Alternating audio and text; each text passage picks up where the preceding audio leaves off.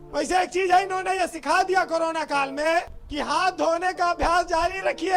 अभी तो बहुत चीजों से आपको हाथ धोना है, नौकरी, पैसा, व्यापार, आत्मविश्वास, भाईचारा, व्यवहार, काम धंधा, सबसे हाथ धोना है। असल में हमारे यहाँ धर्म बहुत महत्वपूर्ण मुद्दा है। मंदिरों के पास हजारों करोड़ रुपया है पूरे देश में, लेकिन जनता कभी नहीं सवाल पूछती।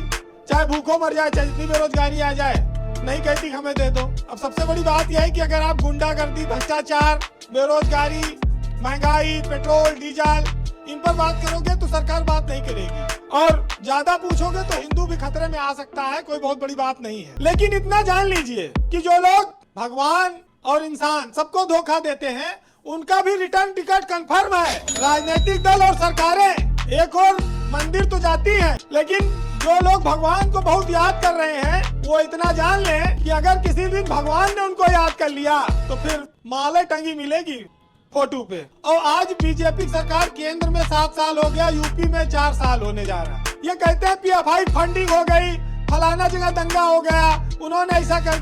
तो ये सरकार में बैठ के क्या करते हैं? सूचना देने के लिए खाली है कि भाई ऐसा ऐसा हो रहा है, आप जानकारी रखो। क्या आप मानते हो कि वाकई में युवा नाराज है नौकरी वगैरह के लेके, या फिर ये सब केवल विपक्ष का किया धरा है, सब अनार्किस्ट लोगों का किया धरा है? देखिए, हम माने न माने, लेकिन पूरा देश कह रहा है अर्थव्यवस्था गिर गई, लोग कह रहे हैं रुपया गिर गया, लेकिन भक्त कह रहे हैं कि जब तक टन में से आवाज नहीं आएगी तब तक हम नहीं मानेंगे कि रुपया गिरा।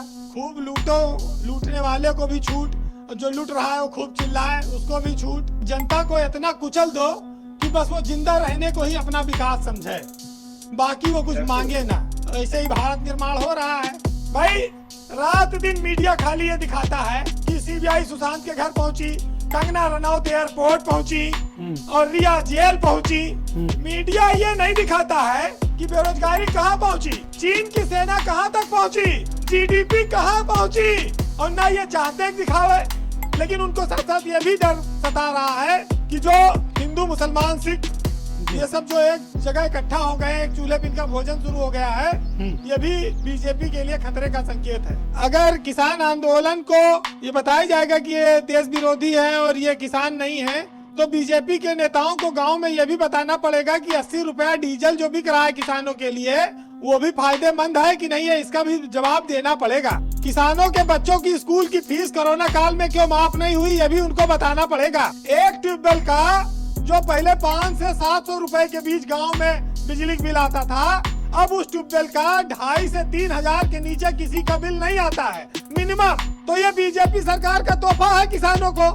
ये बताइए, ये 4 साल से गन्ना की कीमतें क्यों नहीं बढ़ रही हैं? कल मैंने देखा कैबिनेट के जरिए फिर प्रस्ताव पास कर दिया कि कीमत मत बढ़ाओ। क्यों भाई, क्या प्रॉब्लम क्या है? बीजेपी विपक्ष में थी तो 2017 से पहले बीजेपी 425 रुपया कुंटल गन्ना के दाम करने की मांग करती थी लगातार। हाँ, मुझे याद, आंदोलन करती थी। हाँ, मुझे याद। लेकिन इनकी सरकार में 315 रुपया से आगे नहीं बढ़ पाया आज तक दाम। नहीं, मैं तो गन्ना किसानों से कहूंगा अपने क्षेत्र के हर एक मंत्री से सवाल करें जिसने इस कैबिनेट नोट पर हस्ताक्षर किए हैं कि गन्ना की कीमत ना बढ़ाई जाए।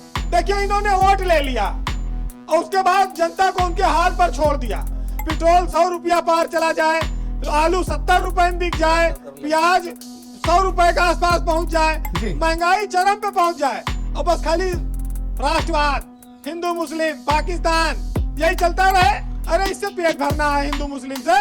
नौकरी है नहीं किसी के पास, नौकरी पर चर्चा न हो। लेकिन एक बात तो सत्य है कि सरकार कहती भाई नौकरियां बहुत है, काबिल लोग नहीं है। तो ये हम आप चिल्ला रहे हैं, बेरोजगार चिल्ला रहे हैं, डिसलाइक का बटन दबा रहे हैं, सोशल मीडिया पर ट्रेंड हो रहा है, पूरा समाज देख रहा है, उसके बावजूद चूंकि सत्ता में आप 5 साल के लिए बैठे हैं, आप ना मानिए। आपने 13 लाख नौकरी प्रतिवर्ष उत्तर प्रदेश में मैनिफेस्टो में वादा किया था, अब आप ना मानिए, ये आपकी इच्छा है। अच्छा, गरीब का बेटा अगर पढ़ लिख ले और कहे कि हमें रोजगार दो, तो कहो कि भाई पकौड़ा तल लो। और मंत्री और विधायक और सांसद का बेटा, उनके लिए बड़ी बड़ी फैक्ट्रियों में, बड़ी बड़ी संस्थाओं में बड़े बड़े पद हैं। जब कांग्रेस के जमाने में 60-70 रुपया पेट्रोल रहा, तब बीजेपी वाले कुर्ता फाड़ के खड़े हो जाते थे, और आज 100 रुपया में लेने में इस देश के जनता को दर्द नहीं हो रहा है। देखिए ब्रजेश जी, हमारे यहाँ जब बकरे को हलाल करना होता है तो उससे पहले उसको खूब खिलाया पिलाया जाता है। पहले जिनके पास सिलेंडर नहीं था, रसोई गैस उनको फ्री में बांटी गई। अब दाम इतने बढ़ा दिए गए कि जो फ्री में बचा था वो पैसा भी वसूल हो जाएगा। अब पुराना दिन आ गया, लोग चूल्हे पे कंडे पे रोटी सब्जी बनाए और सिलेंडर के सामने फोटो रख के माला रखा अगरबत्ती जलाएं, क्योंकि महंगाई बेकाबू है। सरकार कहती है पेट्रोल डीजल के दाम हमारे हाथ में नहीं है। बीजेपी एक काम और कर दे तो सब महंगाई घट सकती है। जो किलोमीटर वाला पत्थर है, अगर इसको सरकार नजदीक नजदीक लगवा दे तो गाड़ियों का एवरेज बढ़ जाएगा और महंगाई का ज्यादा असर दर्द महसूस नहीं करेगी जनता।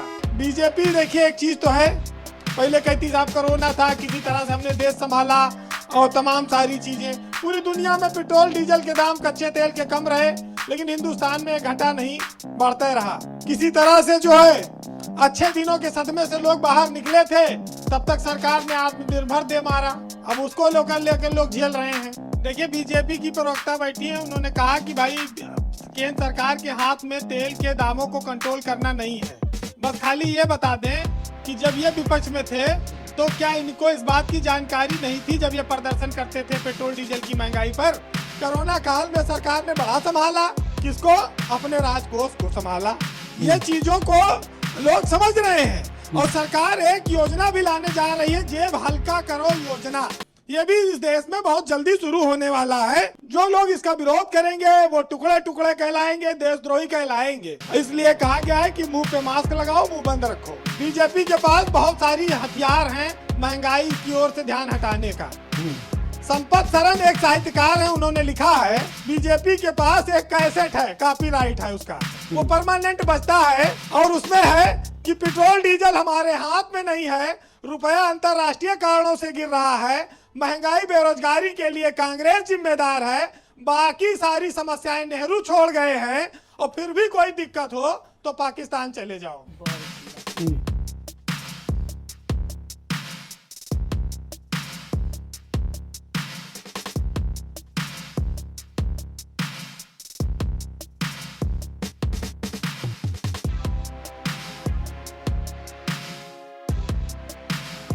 वैसे रफीक सदानी साहब ने कहा है कि नेता रहे छाँव माँ और धूप में जली हम, और जलपान करें नेता भुगतान करी हम। जी बहुत बहुत शुक्रिया आपका वीरेंद्र जी, बहुत बहुत धन्यवाद अपने शानदार इनपुट के लिए।